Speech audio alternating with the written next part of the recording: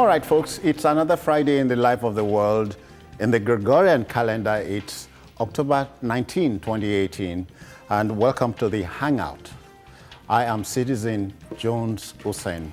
Today on the program, Buhari security chiefs meet, raise alarm over alleged stockpiling of arms by politicians. Army hands over 13 suspects to police over missing general, and later, this one, APC, PDP, 82 other parties beat INEC deadline for submission of candidates list. I'm hanging out with Asukwo James. I greet you, Asukwo. Thank you so How are you? I'm fine. There's also Kunu Adeni here. Thank you very much, Jones. Not forgetting Bola Olajuwon. It's good being here. But Bola, you look very well fed. I like it. I like it. Well, glory be to God. Well, I would say it's Buhari. The team is ready. I hope you are.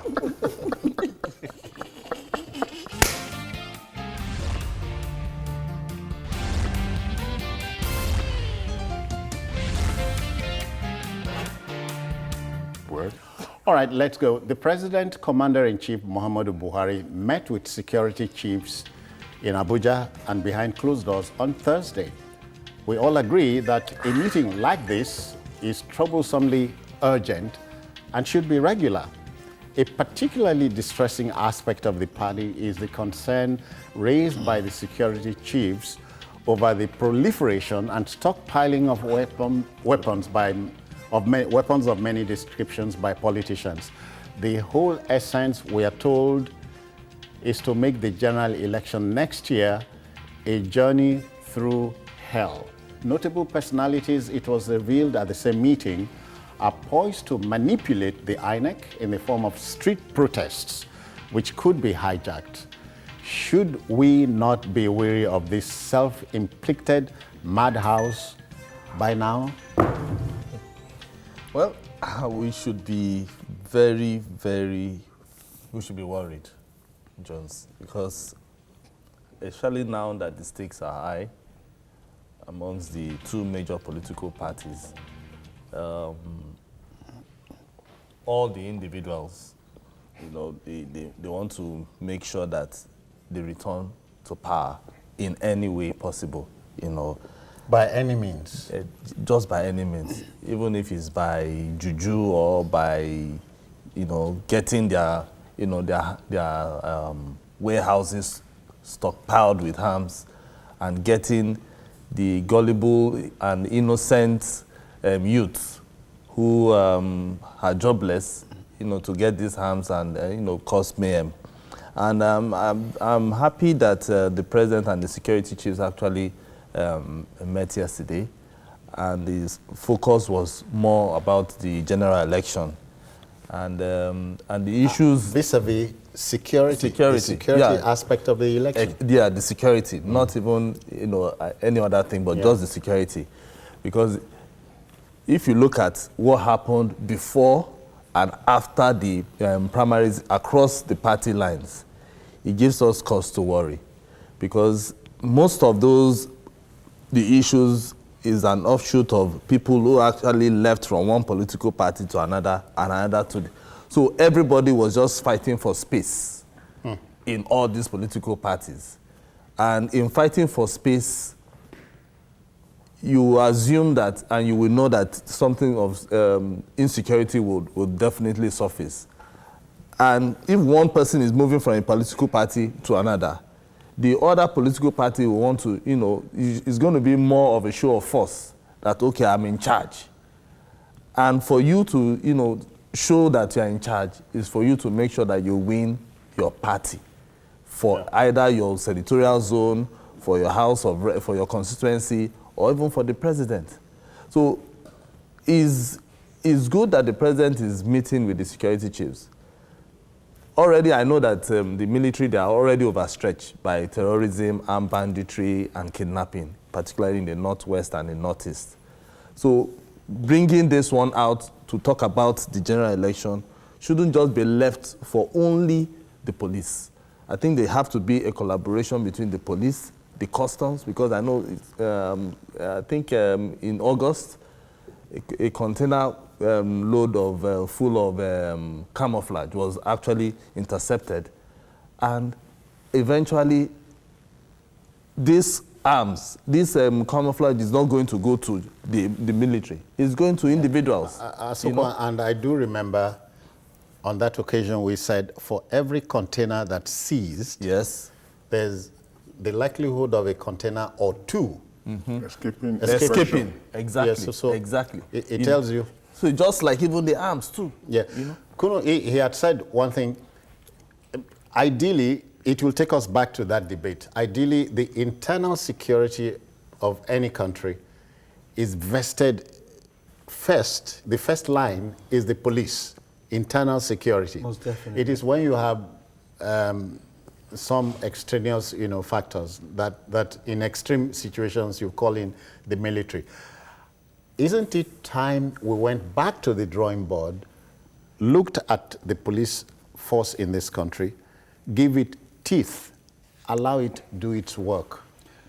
Jones, I think that we've gone to the drawing board too many times before, such that we have exhausted the essence of getting back to the drawing board. What is the importance of going to have conferences and committee sessions that when reports are submitted, then nothing is done to all those things?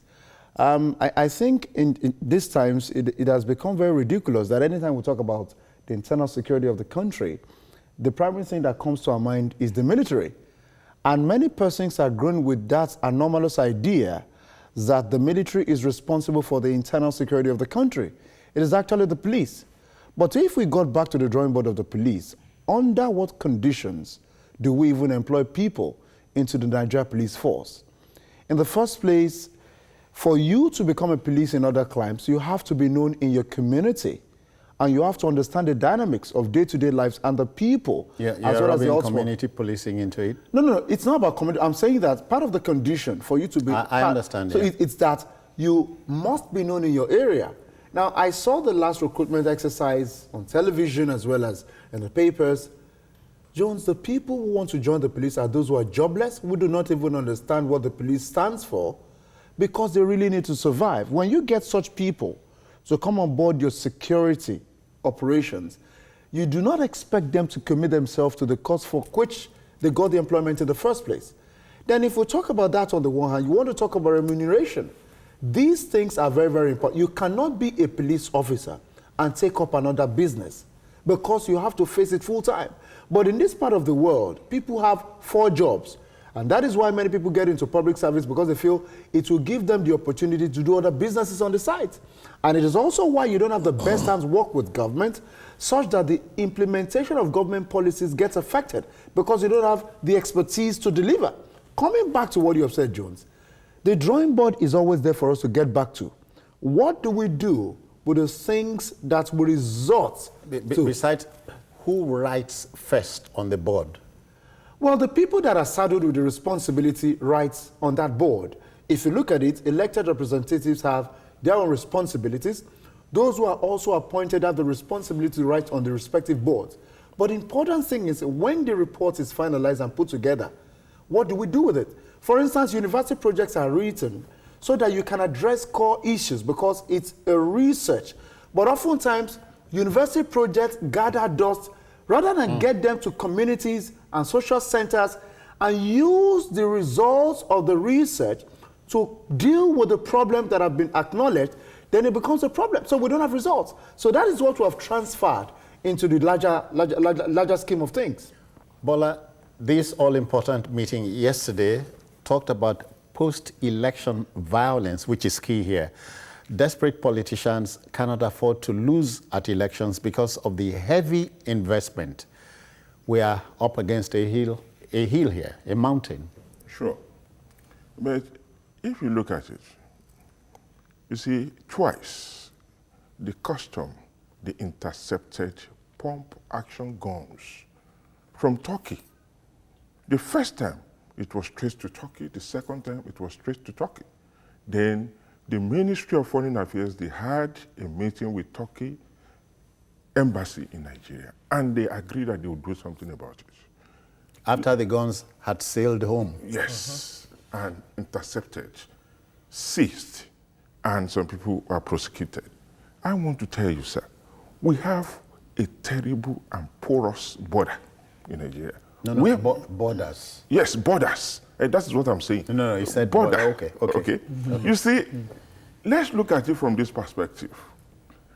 I went to a village recently. I saw vehicles just moving across, dirty vehicles. And I asked the person that we went to get, what is happening? And he told me, he said, this is the outlay for smugglers. I said, wow.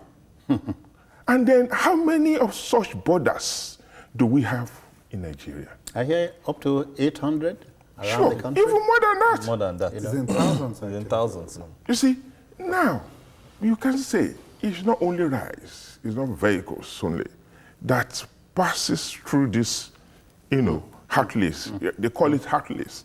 But I would rather say, smugglers' dens. You see, look, another thing is failure of intelligence.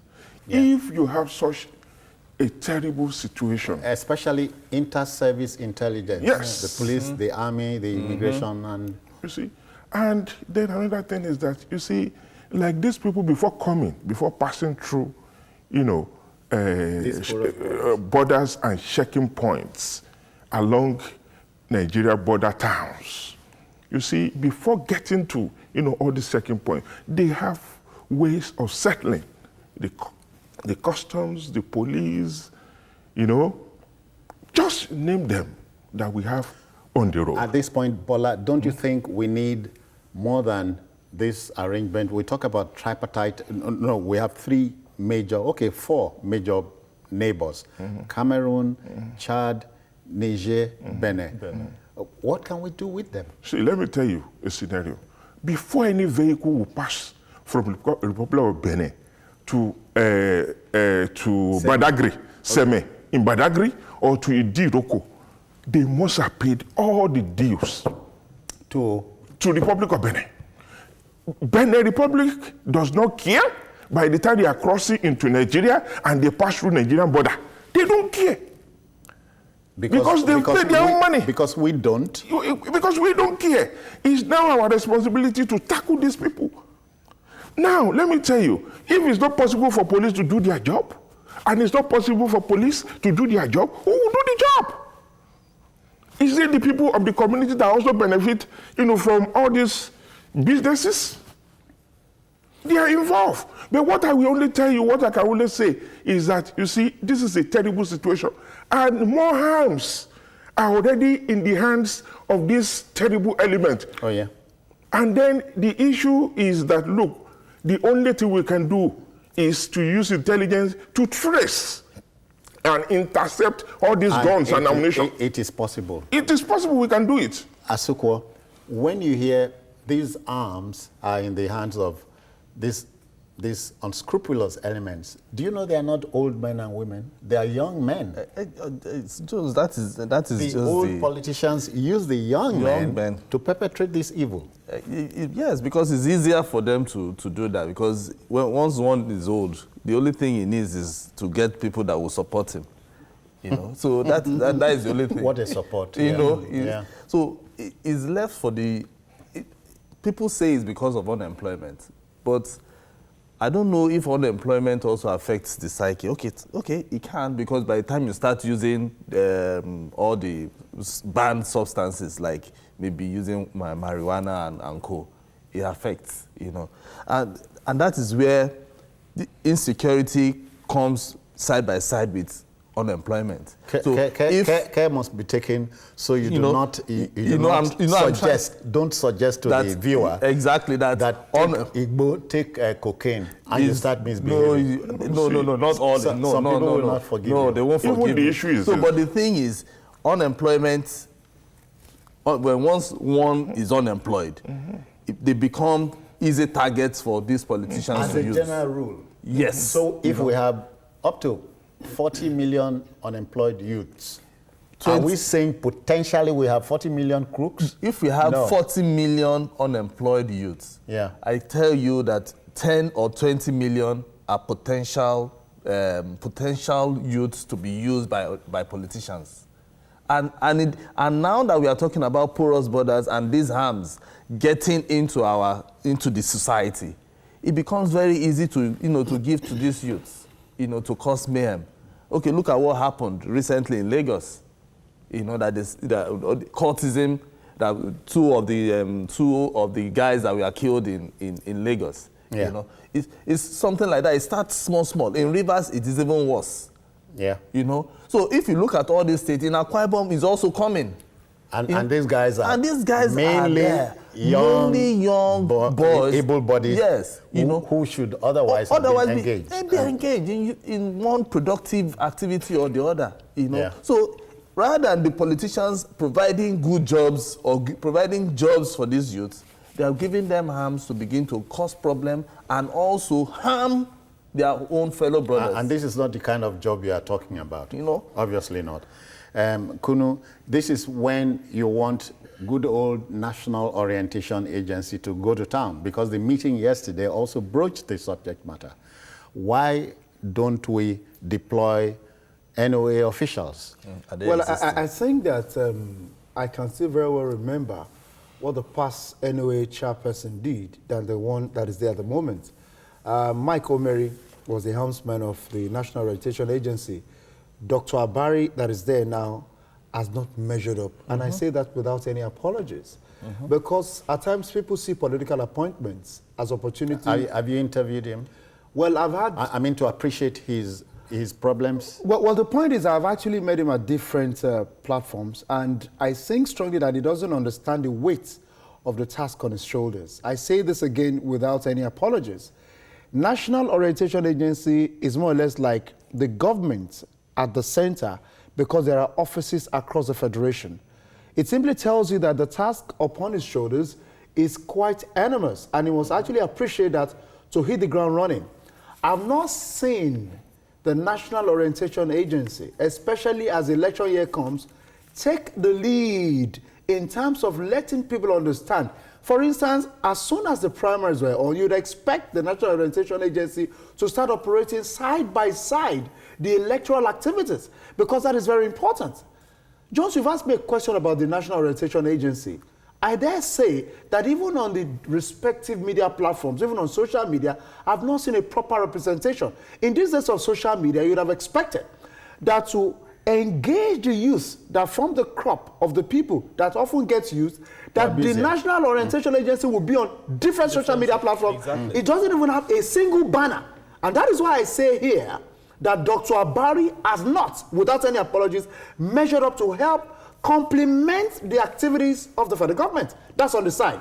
Then if you talk about the proliferation of arms, Jones, the federal government reviewed how customs officers check goods that come into the country. Before, it used to be to check on board, to check when it comes. Kono, please, let me quickly invite Akin. Akin is here in Lagos. You have joined us. My credit already. Let me just we apologize. No problem. I just want to contribute to the event on ground, sir.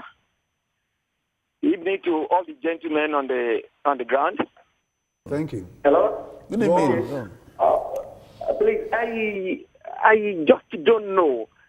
Is it true that the politicians are there for the populace, or are they there for themselves?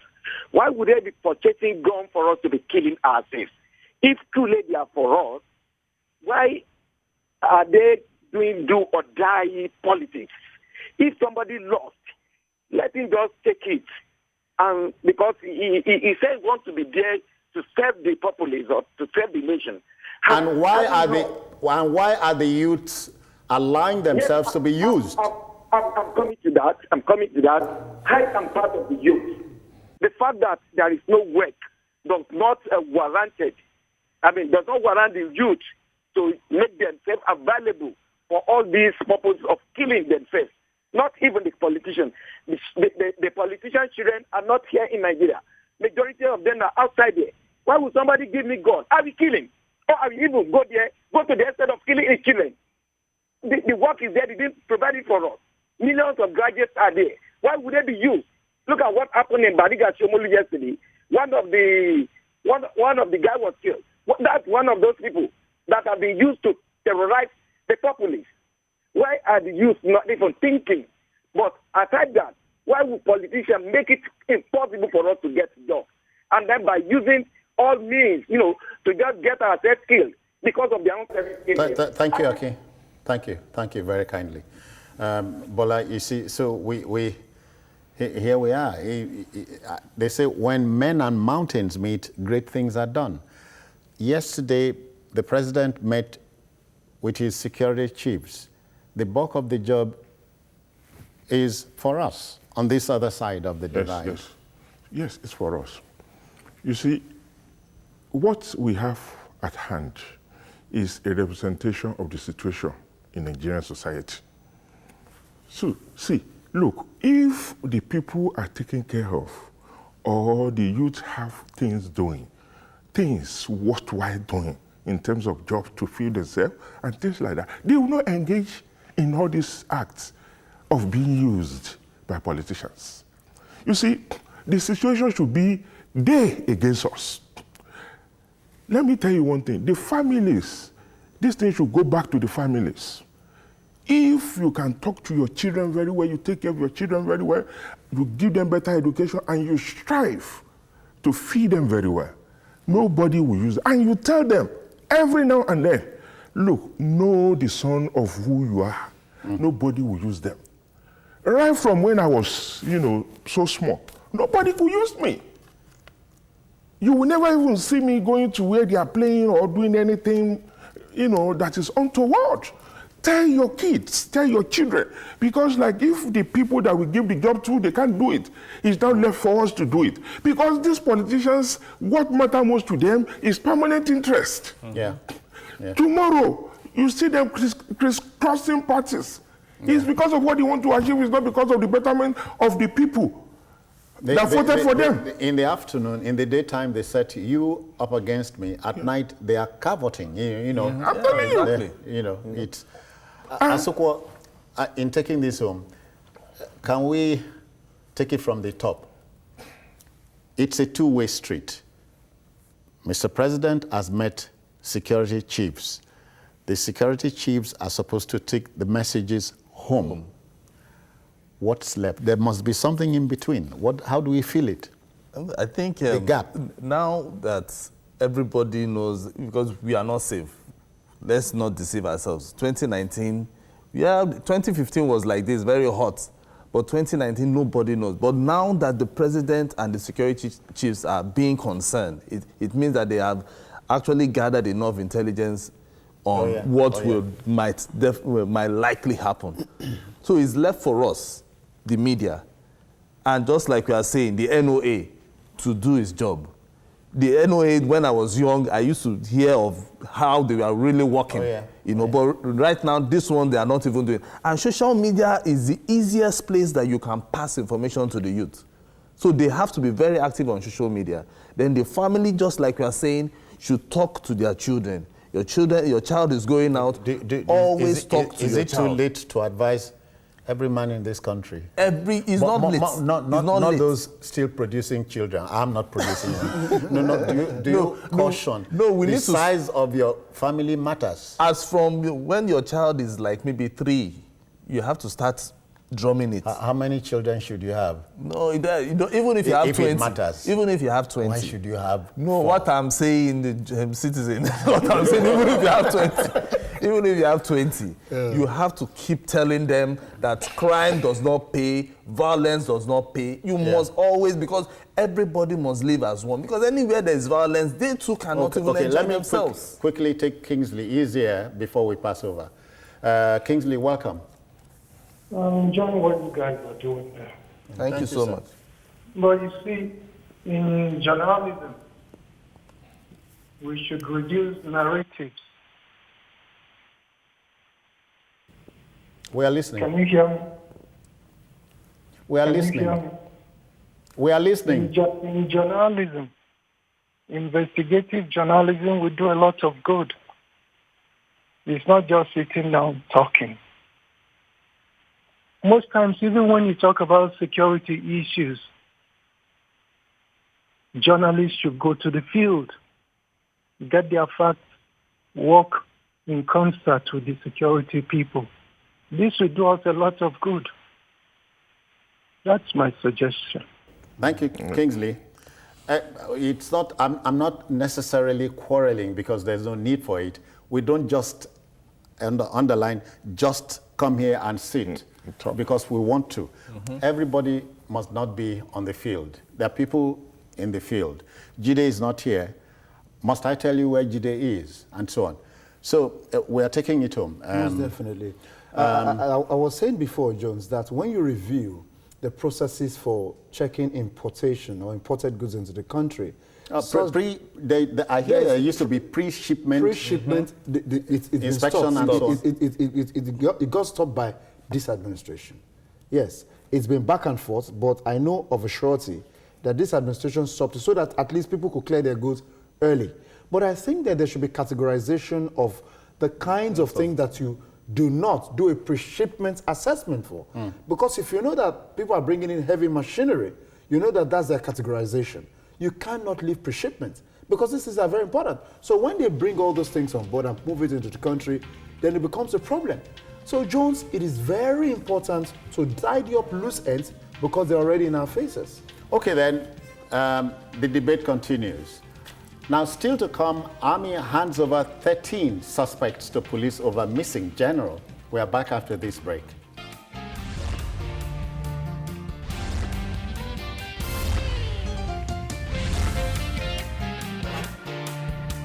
Okay then, let's keep it going. Now, declaring a retired 2-star general of the Nigerian Army missing and in peacetime is, to say the very least, frightful and vulgar. Major General Alkali Idris went missing on September the 3rd on his way to Bauchi from Abuja. The Army High Command ordered a thorough investigation that narrowed the frantic search to a mining pond at Dura Du. I hope I got that right, in Jos South local government area of Plateau State. After a cordon and search operation plus screening, profiling and interrogation, 13 suspects were picked out and consequently handed over to the police for the next line of action. If justice is done, and is seen to be done in this case, it can only mean, gentlemen, that crime busting can be done here irrespective of who is involved. Exactly. But we have a little something to show you. Of June 2018, and a red Rover car with registration number Bauchi AG 645 TRR, which was allegedly reported to have been buried along with the occupants on the 31st of January 2013. Based on these findings, cordon and search operations were conducted in the community and some people were apprehended.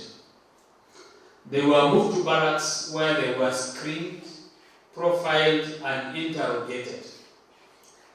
This afternoon, a total of 13 persons will be paraded.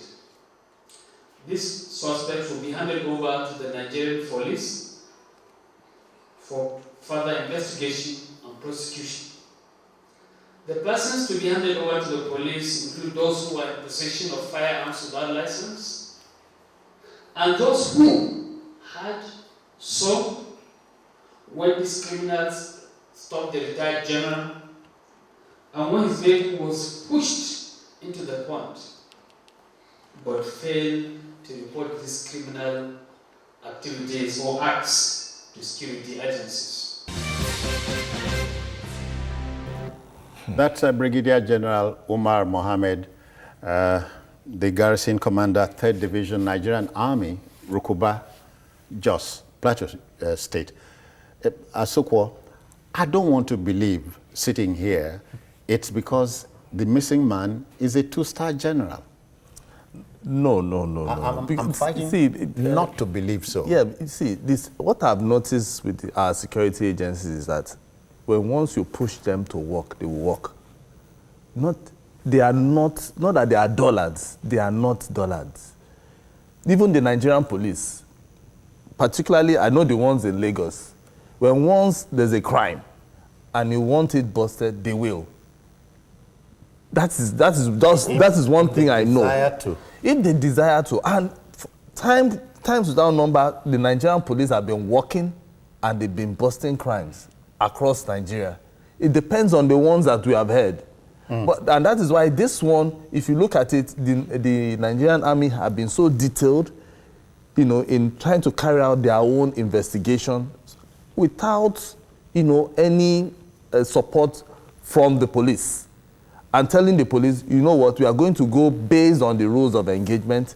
And if you notice, nobody, because I've been following the story with my correspondent, nobody has been, utterly harassed or being beaten like we used to know in the past, that they will say, okay, the Nigerian army went there, they started beating and all that. No, they went there even when there was a protest in that community that, okay, they should not drain the pond because it's going to cause some, they were bringing some kind of cultural connotation to it.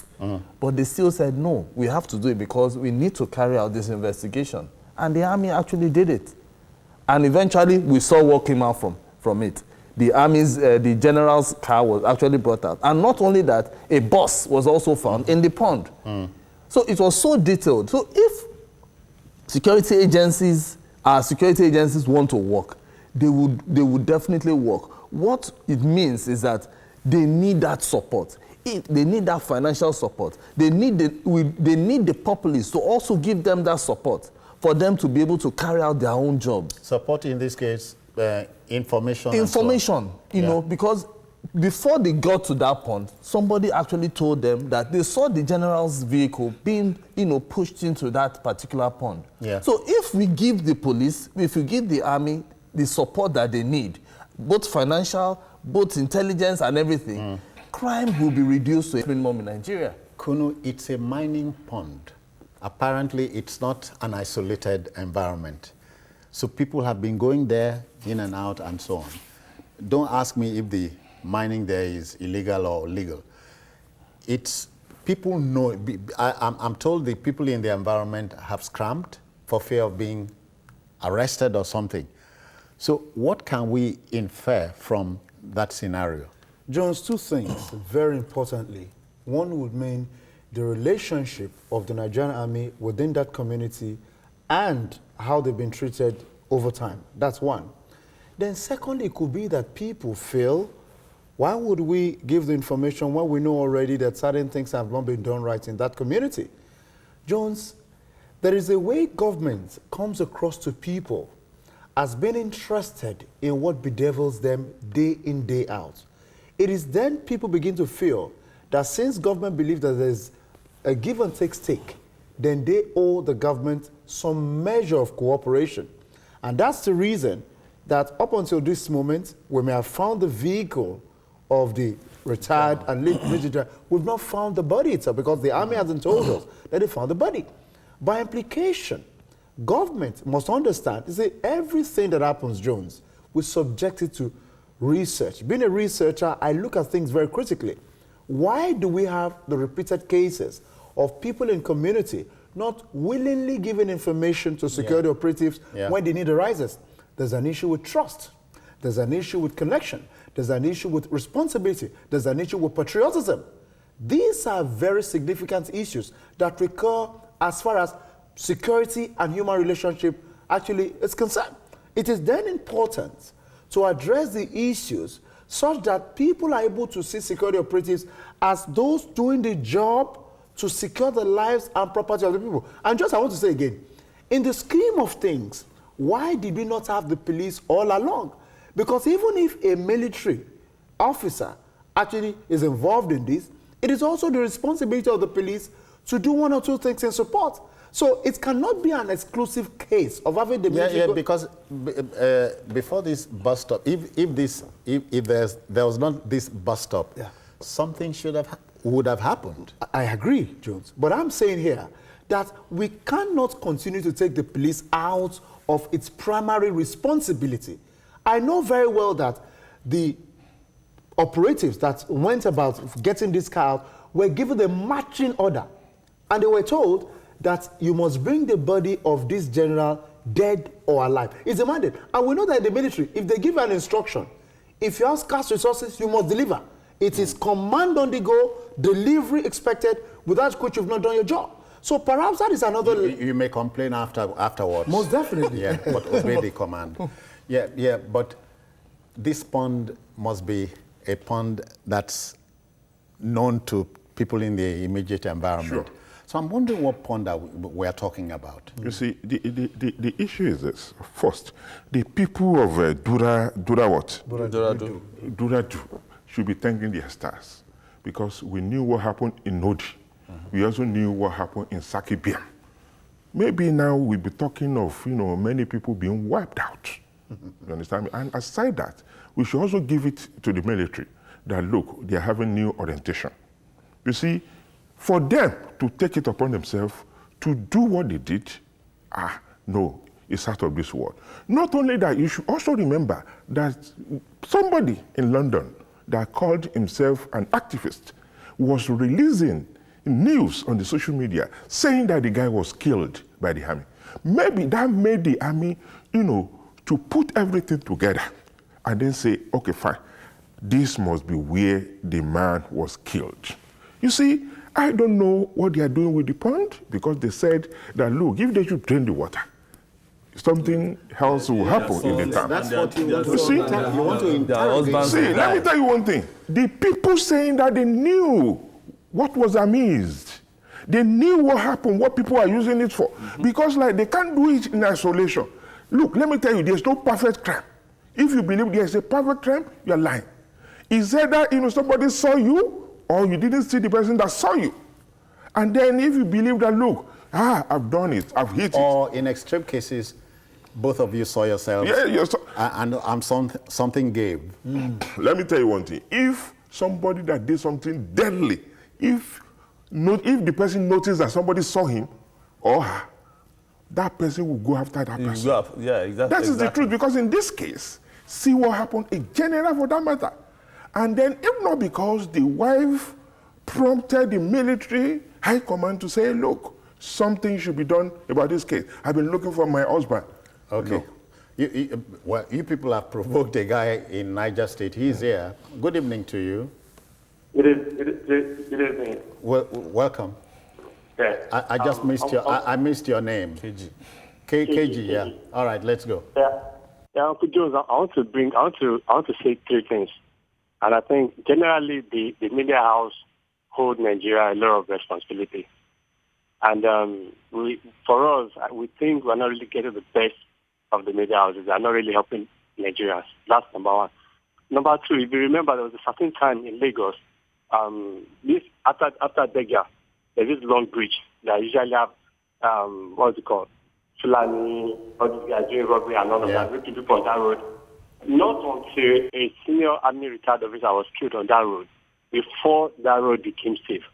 That was when a lot of security apparatus started coming on that road. Why is that we have to wait for something to happen before we take necessary steps to what we're supposed to do? And secondly, sorry, the journalist sitting by your side, putting on shade, I want to challenge him. He's saying the army did a very good job. They did not. In that particular place, the person that gave them his own property for the army to use as a result of bringing that vehicle from that pond. We saw it on TVC that the army detained the man. As of yesterday on TVC, they've not released that man. And you expect next time, you expect such a person to give army his property or information that they need to survive? No, we won't. Now, thirdly, while I was talking about the media houses, see, we are talking about politicians, guns, and all of that. How many times has the media houses run a background check on politicians that are coming on board to contest for election? Thank you, KG. It's, again, the viewer must understand all four of us here and our colleagues who come every once in a while are humans. And we work in a peculiar environment. I think we're quite agreed on that. And there's something, and I'm very happy you brought it up.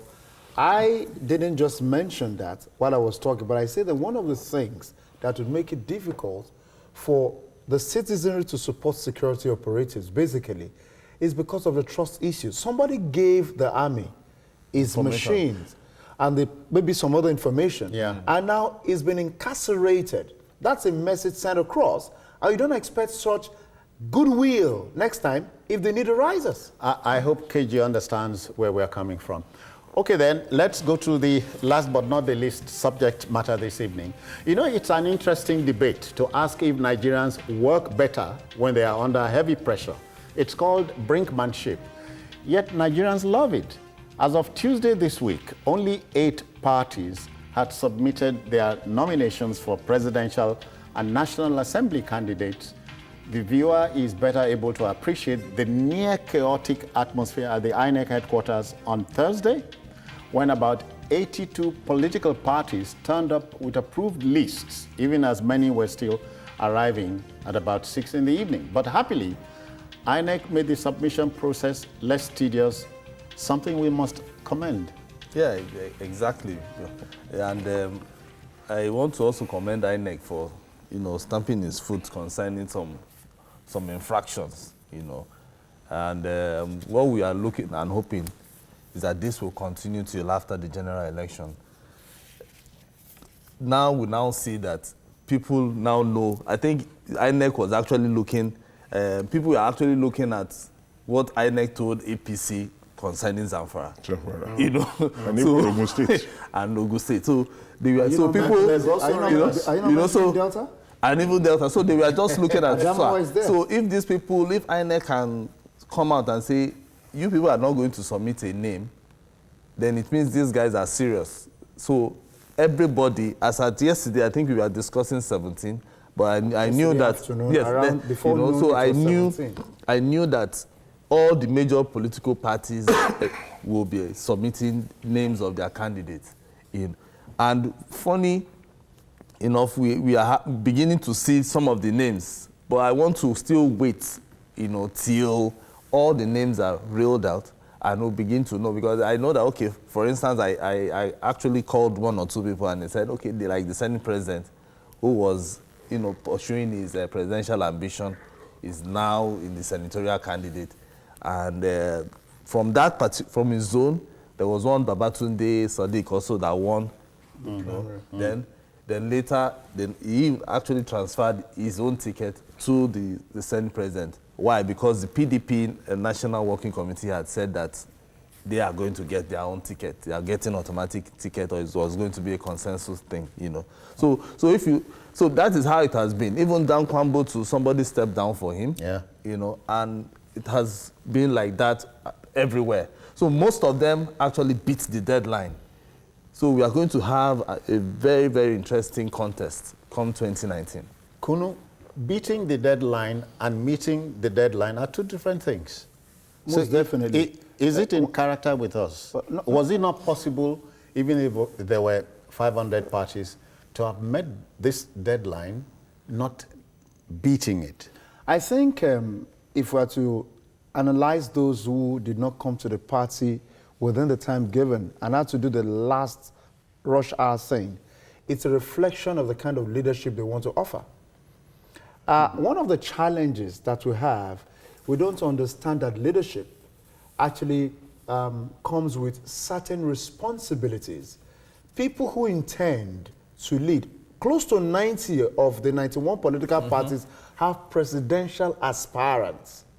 So we're talking about 80 of the close to 90 presidential aspirants not understanding the rudiments of leadership in terms of timeliness, responsibility, taking cognizance of the things you should do as and when it must be done. So ordinarily for me, I'd already done my subtraction already, because as of yesterday before noon, only 17. So that simply means if I were to make a decision on who to have my thumb in ink for come February of next year, I would consider within the 17 persons or the 17 political parties that understood that aspiring to leadership positions means responsibility. Because these are issues that we must continue to interrogate, if at all we must take politicking very seriously. How on earth, for instance, the National Constituency Party, Yunus Asanko, took tally number 37. As of 6 p.m., he had not submitted his form. Although we were told that INEC needed to secure oath form from the court for the 91 political, for the 89 or the 91 political parties.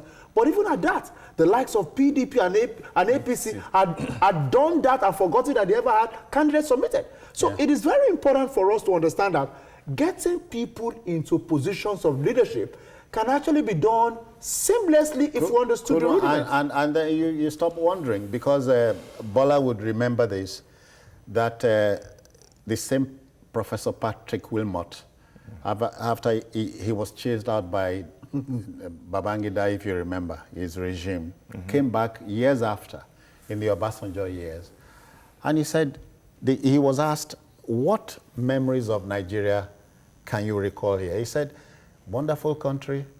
Nigeria is the only country where somebody would spend $100,000, buy an expensive watch, but still go late to events. so at that point, it's us. That's the Nigerian in us. See, look, the issue of, they call it fire brigade approach. You understand me?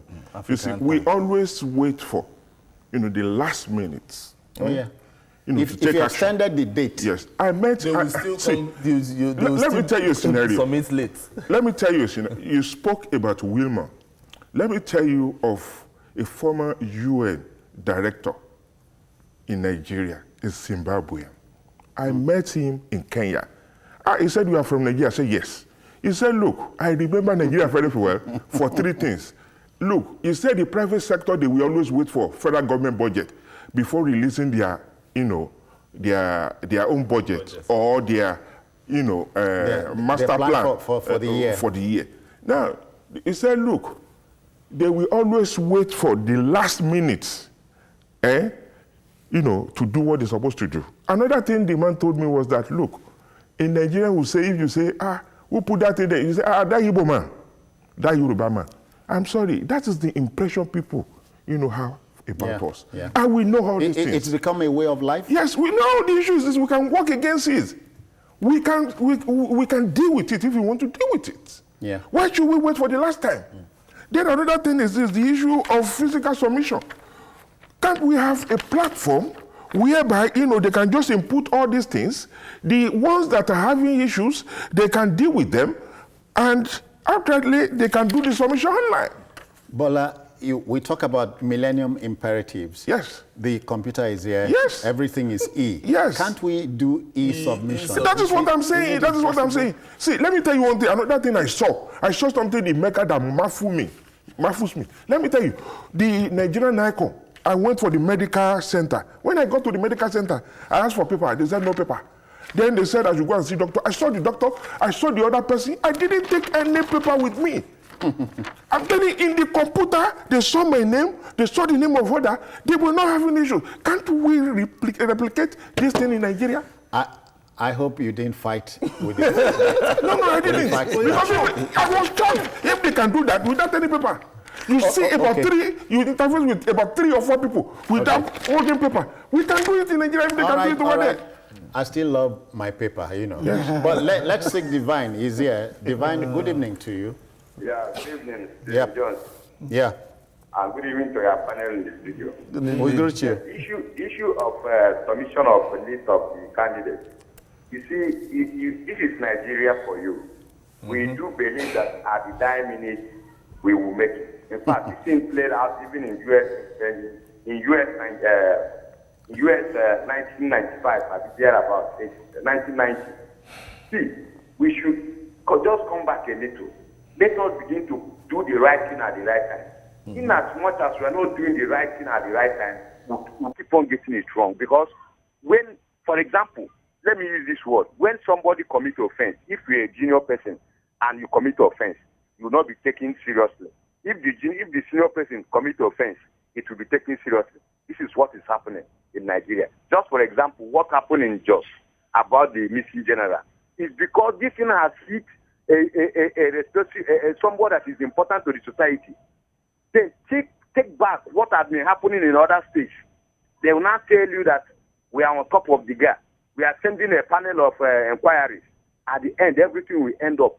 And again, let me go back a little, draw your mind back a little. issue of policing in Nigeria is because the police are not independent. So they keep on waiting before they took action from people in Abuja.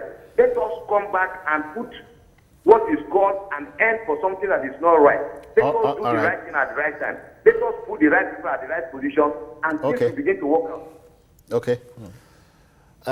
You know what I was thinking when Divine was on, Asukwa, Kunu, and Bola, if tomorrow was the deadline for people to get to heaven, Nigerians will still play. I'm telling you, they will still be looking for extension. I know that there are some Nigerians, when you tell them to go for American visa, they won't get there late because they know what the implication is. Okay, so going to heaven is a different it's a different altogether. But I'm saying, if it is a way of life, we must get out of the cocoon. Yes. This is, we're talking about e-world, electronic world. It takes the heat off us. Jones, let me just put this in. Between now and next year election, I want to please give you a payless assignment here, Jones. I'd like you to look out for every major function organized by the federal government and look at if that event will actually be chaired by the president, the vice president, and of course, any other major figures. I dare say that each of the person in question will be there nothing less than 2 hours late than the time fixed for such occasion. It is gross irresponsibility and of course not exemplary in any sense that the leadership in every big quarter in this country will not deem it fit to actually walk the talk. I think we can never be compliant, Jones, if in the physical realities of our task we fall short. So when you have people convene for an event, maybe you have international community come for some kind of business relations, and the Minister of Trade and Investment, for instance, gets there 1-2 hours late and comes to the podium to say, I'm very sorry I had to do. Your excuses should be kept to yourself. You have to clear all you have on your diary to make sure you attend to people. Jones, we may not be able to achieve much with the bigger things if we don't attend to the little ones that will make them take us very seriously. That's very important for us. Because we are running out of time, I'm happy that Shehu Sani actually got his automatic ticket. You know, so because it was a very I'm happy. So because I know, you know why I'm happy. Because there were some people who didn't want him to go there, you know, bringing out issues and all that. So I'm happy because we need people who are even in the same party with the president. Who have divergent opinions. Yes, okay, we need critics. Let me quickly take Peter. He's not the least caller here, he's the last. Good evening, Peter, welcome.